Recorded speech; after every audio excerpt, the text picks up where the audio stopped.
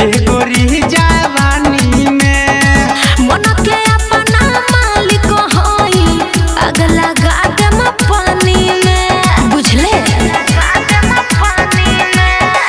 पहिला कदम उठवले बारू गोरी जवानी में मन के अपना मालिक होई अगला गादम पानी में तोरे जवानी हो सुन ले रे गोरी लेकी पूरा चुसा जाई तोरे जवानी हो सुन ले रे गोरी बाकी पूरा चुसा जाई अरे चोली में तोरा कूद के हई गरई समा जाई भेटा जो अकेले सुन ले रे बाबू तोर लोला कुचा जाई गरई समा जाई तोर लोला कुचा जाई गरई समा जाई तोर लोला कुचा जाई